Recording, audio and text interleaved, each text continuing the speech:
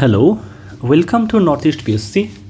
Welcome to today's discussion. Today we'll be discussing about stubble burning. Stubble burning को हिंदी में पराली भी कहा जाता है।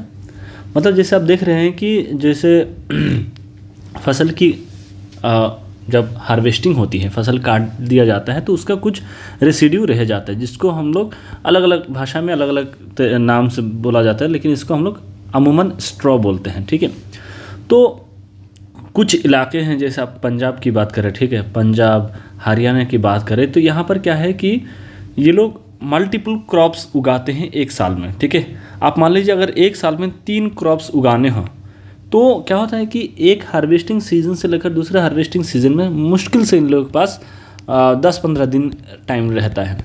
अब ये 10-15 दिन टाइम के अंदर ये सारे जो आपका स्ट्रॉ दिख रहा है ये तो गायब नहीं होगा, तो इससे इसको जो आपका फील्ड है उसको रेडीमेड करने के लिए, तुरंत रेडी करने के लिए इसको जलाया जाता है। तो उसकी वजह से क्या होता है, आपका जो पंजाब हरियाणा के आसपास के जो रीजन है वहाँ पर पोल्यूशन की जो मात्रा है विंटर में, ठीक है, स्पेशली आपका नवंबर के टाइम में, नवंबर दिसंबर के टाइम में, ये विंटर में क्या हो जाता है, जो पोल्यूशन की मात्रा है बहुत ज़्यादा बढ़ जाता है। ठीक है, पोल्यूशन की मात्रा एकदम मतलब इतना होता है कि लोग पूरे सरकार को इनिशिएटिव्स लेना पड़ता है, सुप्रीम कोर्ट आ जाता है, दिल्ली गवर्नमेंट काम करने लगते हैं। तो ये स्टबल बर्निंग से जुड़ा हुआ जो पॉल्यूशन की जो प्रॉब्लम है इसको आज हम लोग समझने की कोशिश करेंगे। Without any further delay let us begin to this discussion.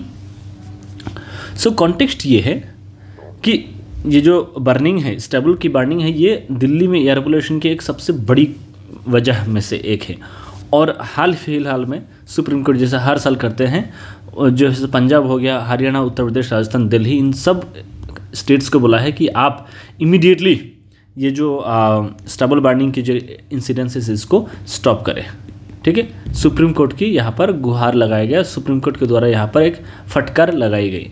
तो स्टबल बर्निंग या फिर पराली क्या होती है? So stubble burning is a technique of lighting the remaining straw stubble such as paddy, wheat, etc. after grains have been harvested. जैसे फसल को काटा जाता है, फसल काटने के बाद उसको जलाया जाता है ताकि तुरंत जो लैंड है उसको रेडी किया जाए अगले फसल के लिए। और बहुत सारे केसेस में क्या होता है, ये सारे जो आपका एशेस होती हैं ये बहुत सारे केसेस में जो लैंड की जो फर्टिलिटी उसको भी बढ़ाते हैं।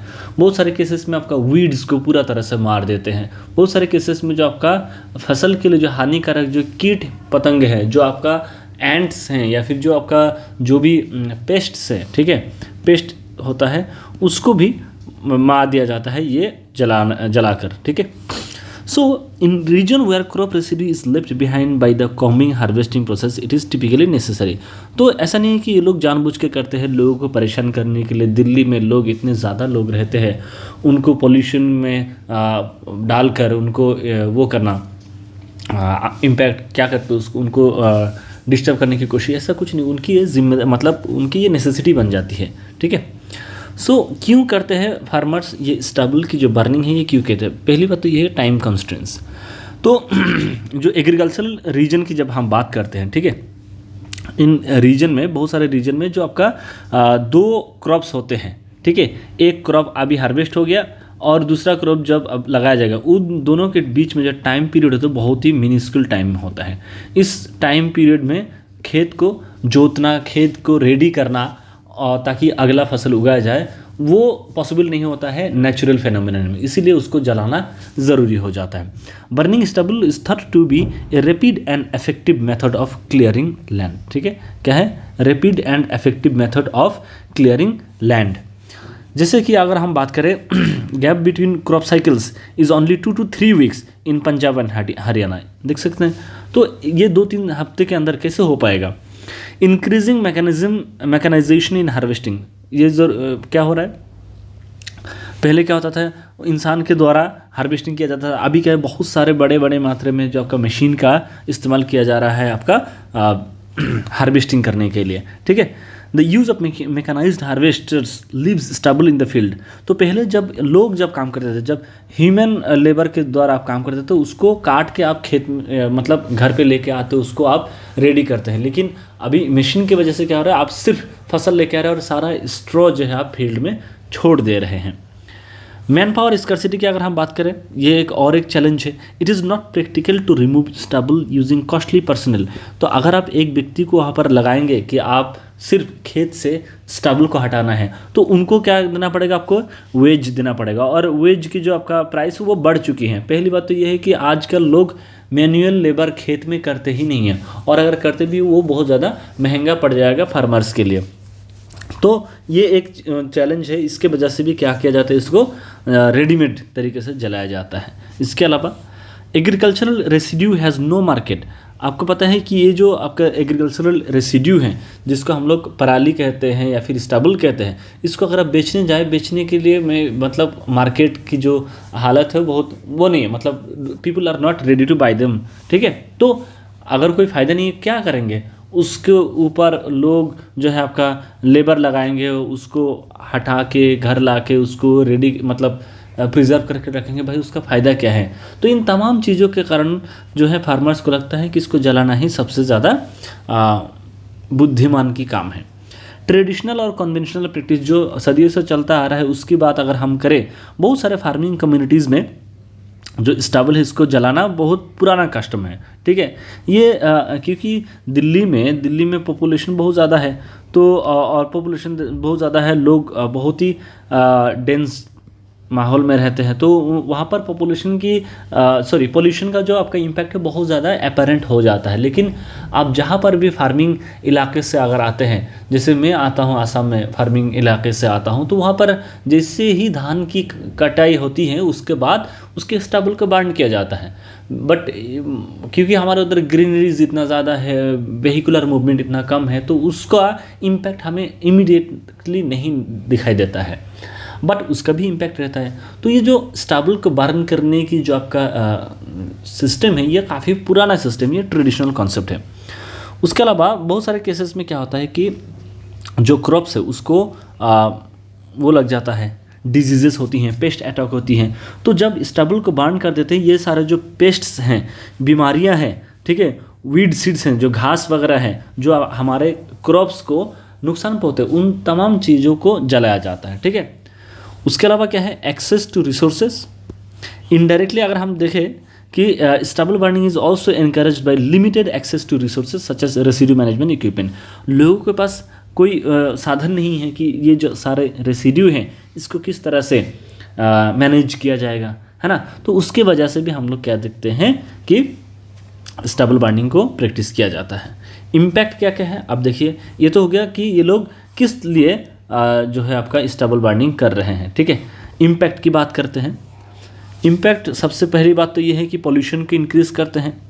जब स्टबल बर्न करते हैं तो टॉक्सिक पॉल्यूटेंट्स जो हैं, कार्बन मोनोऑक्साइड इतना हार्मफुल है, मतलब आपने सुना होगा कि बहुत सारे केसेस में विंटर के टाइम में स्पेशली लोग क्या करते हैं कि रात में अच्छा खासा आदमी सोया, सुबह जाके नॉक किया, दरवाज़ा नॉक किया, वी फाउंड देम डेड। तो बहुत सारे क्यों होता है ये कि घर के अंदर वो क्या लगाते हैं, छोटा सा आग का कुंडली लगा लेते हैं और उससे हल्का हल्का गर्म आता है। ये ट्रेडिशनल प्रैक्टिसेस के जैसा हो गया। अभी तो हर घर में हीटर आ गया है, तो हल्का हल्का धूप हीट निकलता है, तो पूरे टेम्परेचर रूम की टेम्परेचर उसको थोड़ा एलिवेट कर देते हैं। मगर क्या होता है, आप तो सो जाते हैं, वहाँ पर ऑक्सीजन की सप्लाई कम हो जाता है। जब ऑक्सीजन की सप्लाई कम हो जाता है, कार्बन डाइऑक्साइड से वो कार्बन मोनोऑक्साइड बन जाते हैं, और वो क्या करता था, आपके जो आपका रेस्पिरेटरी सिस्टम उसको एकदम करप्ट कर देते हैं, and that is very harmful. तो स्टबल बर्निंग की वजह से भी पोल्यूशन की मात्रा की जब हम बात करें, कार्बन मोनोऑक्साइड बहुत ज़्यादा बढ़ जाता है, मीथेन इतना हार्मफुल है, फिर वॉलेटाइल ऑर्गेनिक कंपाउंड्स, ये सब कार्सिनोजेनिक, पॉलीसाइक्लिक एरोमेटिक हाइड्रोकार्बन्स, इस तरह की जो चीज़ें हैं ये एटमॉस्फेयर में बढ़ जाती हैं। तो पोल्यूशन सबसे ज़्यादा विजिबल, सबसे बड़ी इम्पैक्ट जो स्टबल बर्निंग से होती हैं।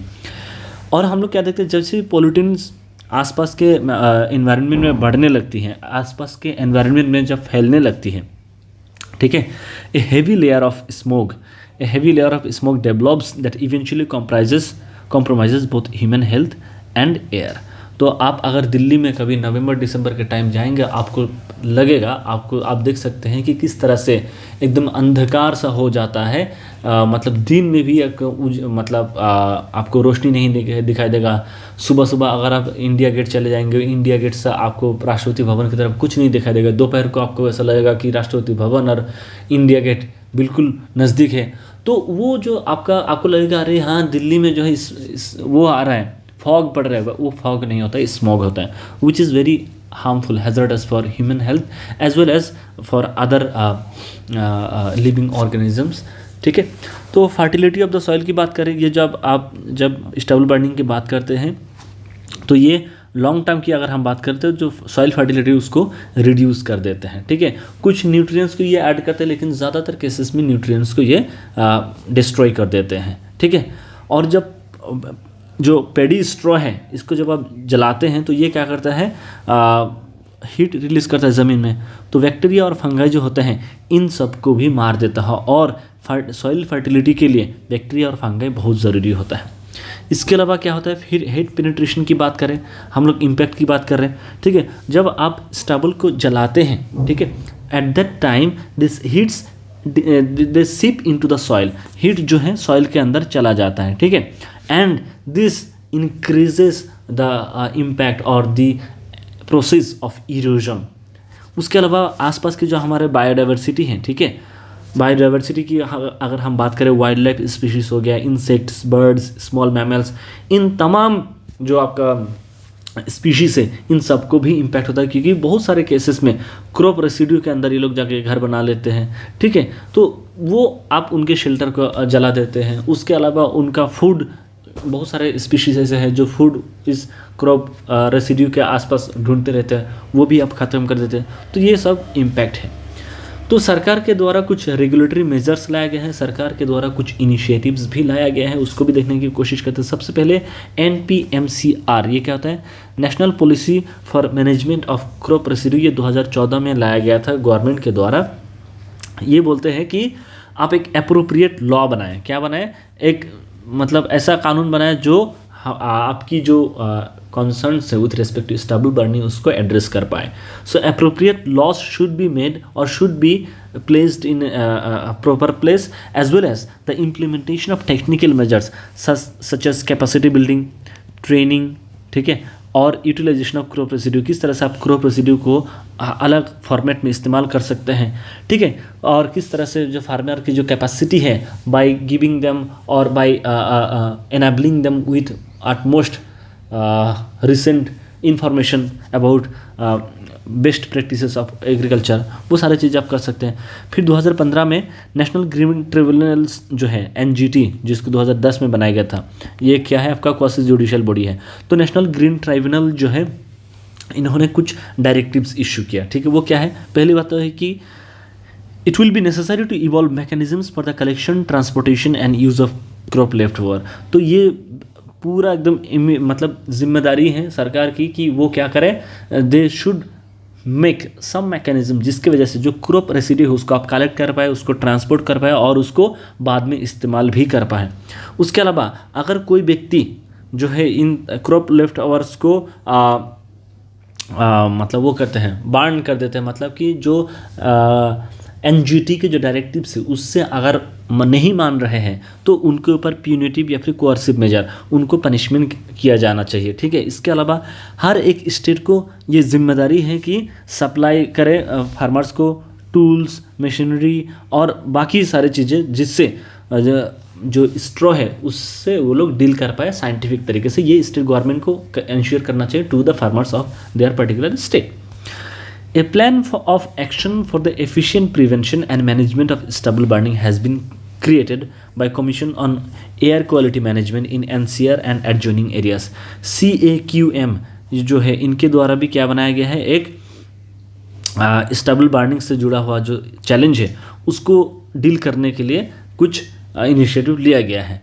एक तो हो गया इन सितु रेसिड्यू मैनेजमेंट, दूसरा होता है ex situ residue crop residue management. In situ क्या होता है, तो जो क्रॉप लेफ्टओवर्स हैं, ठीक है, ये सब क्या करते हैं, आपका जो आपका खेत है उसके अंदर ही क्या करता है, बायो डिकम्पोजर के तौर उसको इस्तेमाल करते हैं।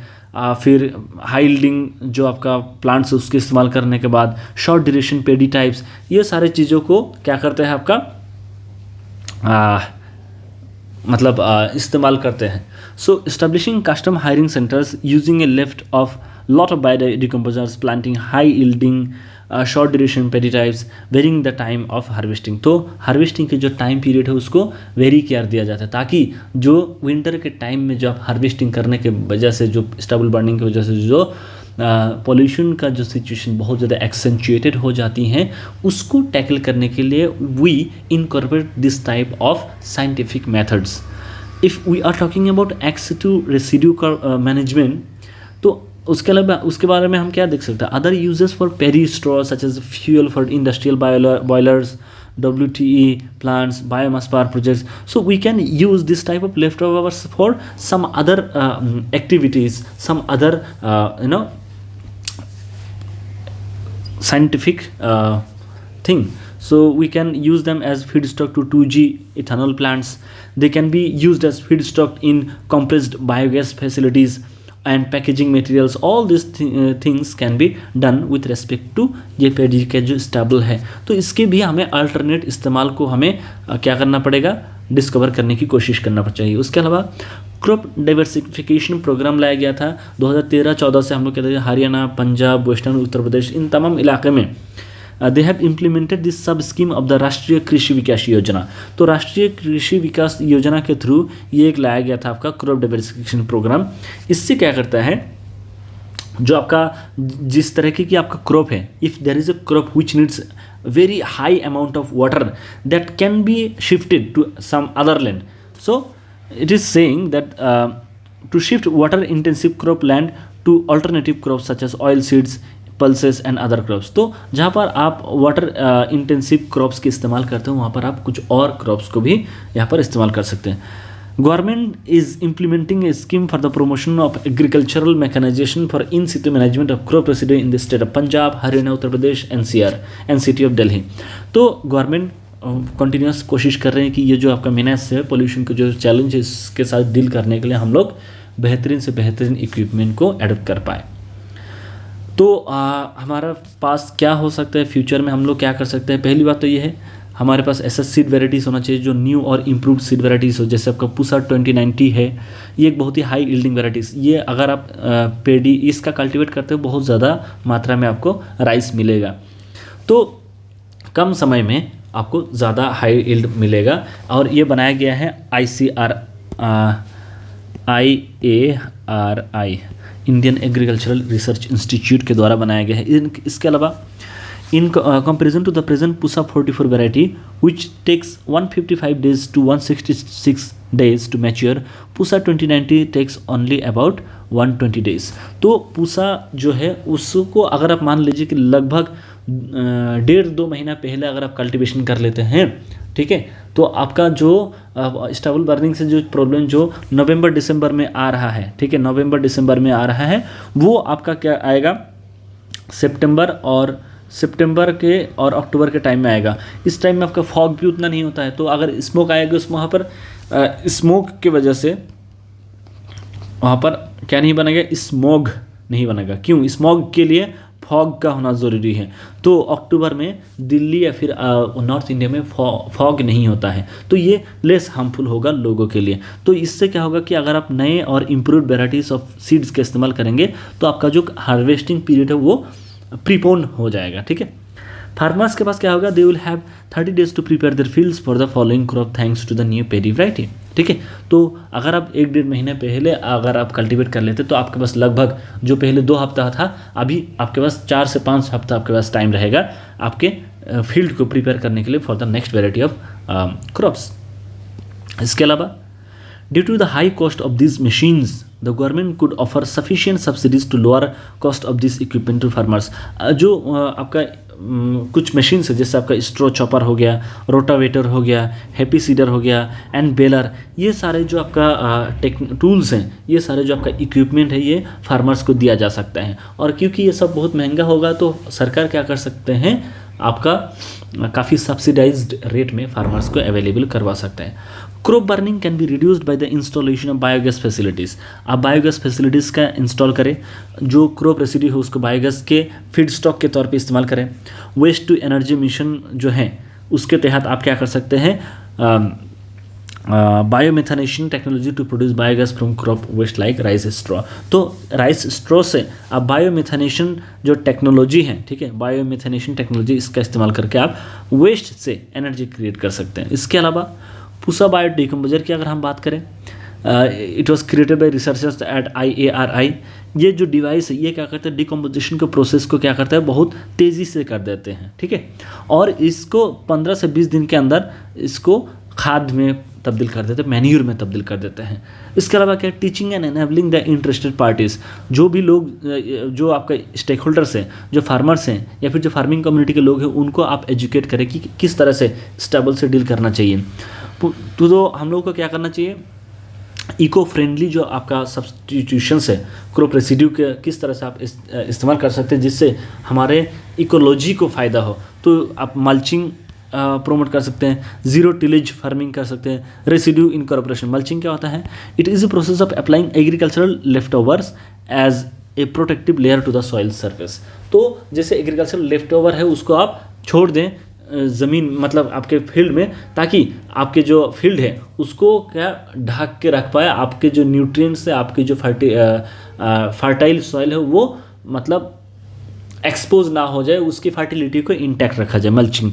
जीरो टिलेज फार्मिंग की अगर हम बात करें तो जब आप एक खेत लेते हैं, ठीक है, तो आप जब हल मारते हैं तो उसमें क्या करते हैं, जब आप हल मारते हैं वहाँ से मीथेन एक्सपोज होते हैं, ज़मीन के अंदर से मीथेन निकलता है। तो जब आप ज़ीरो टिलेज, कम टिलेज करेंगे तो उससे क्या होगा कि मतलब एनवायरनमेंट के लिए काफ़ी फ़ायदा होगा। वहाँ पर जो आपका मीथेन का जो आपका प्रोडक्शन है वो कम होगा। मतलब टिलेज मतलब कि जब आप हल मार रहे हैं, अगर बिल्कुल हल ना ही जोते, ठीक है, जैसे प्लेन ज़मीन पे अगर आप फसल उगाने की कोशिश करें तो वहाँ पर मीथेन की जो आपका प्रोडक्शन कम होगा। रेसिड्यू इनकॉर्पोरेशन की बात करें, instead of burning crop residues, इसको हमने सॉइल के अंदर किस तरह से इसका इस्तेमाल किया जा सकता है इसकी कोशिश करना चाहिए, ठीक है। जैसे आपका चीजलिंग हो गया, प्लोविंग, हेल्प बुरी crop residues, enriching the soil with organic matter, nutrients. तो ये सारे चीज़ें स्टबल बर्निंग के थ्रू हो सकता है। तो with respect to all this things, ये एक इम्पॉर्टेंट जो आपका एंगल है स्टबल बर्निंग का, उसको हमने आपके समक्ष रखने की कोशिश किया। तो that shall be all for today's discussion. Thank you so much. See you in the next video. If you have any doubt please let me know in the comment box. Thank you so much. See you.